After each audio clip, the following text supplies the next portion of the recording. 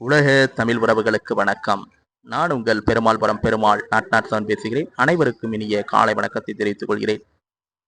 கடந்த 12/8/2025 அன்று முதியோர்கள் மற்றும் மாற்றுத்திறனாளிகள் சிரமத்தை தவிர்க்கும் வகையில் அவர்கள் நியாய விலைக் கடைகளில் சென்று வரிசையில் நின்று பொருள் வாங்கும் சிரமத்தை தவிர்க்கும் வகையில் அவர்களின் இல்லங்களுக்கே சென்று நியாய விலைக் கடையின் பொருட்களை கொண்டு விநியோகிக்கும் புதிய திட்டம் ஒன்றை மாண்புமிகு தமிழக முதல்வர் செயல்படுத்தியிருக்கிறார். அதன் பெயர் தாயுமானவர் திட்டம் எனதான் தமிழக முதல்வர் இதை செயல்படுத்தி இருந்தாலும், இதற்கு முன்னோடி மறைந்த தேமுதிக கட்சியின் தலைவர் விஜயகாந்த் என்பது குறிப்பிடத்தக்கது.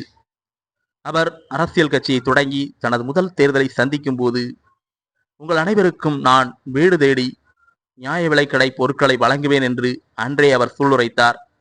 ஒருவேளை அந்த சமயத்தில் அவர் முதல்வராக தேர்ந்தெடுக்கப்பட்டிருந்தால் இந்த திட்டத்தை அன்றே செயல்படுத்தி இருப்பார். இருந்தாலும் இந்த திட்டம் நல்ல திட்டம். இதை செயல்படுத்திய தமிழக முதல்வர் அவர்களுக்கு எனது நெஞ்சார்ந்த நன்றியை தெரிவித்து